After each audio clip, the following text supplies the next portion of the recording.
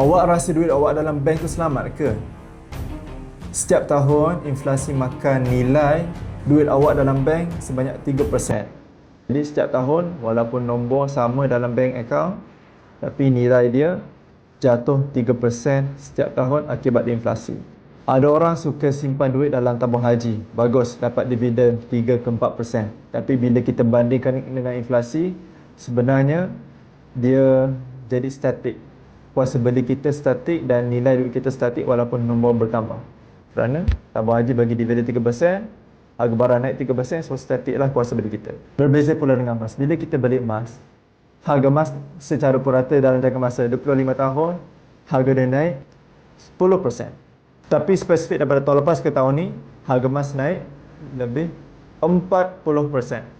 Jadi sesiapa yang dah melabur emas ataupun simpan emas daripada tahun lepas dan sebelumnya lagi, dah untung banyak sangat dah. Yelah, cuba bayangkan, harga emas naik 10%, inflasi naik 3%. So kita menang 7%. Kalau yang melabur emas daripada tahun lepas lagi, harga emas naik 40%, harga barang naik 3%, inflasi. So dah menang 37% lah.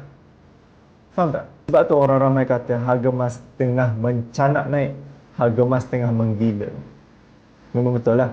Sebab biasa kita nampak 10% setahun, tapi ni tiba-tiba 40% orang kata sangat luar biasa dah untuk gold performance. Jadi bagi sesiapa yang masih lagi simpan duit dekat bank semata-mata tanpa simpanan emas, saya nak ajak anda untuk mulakan simpanan pertama anda dengan emas Public Gold hari ini.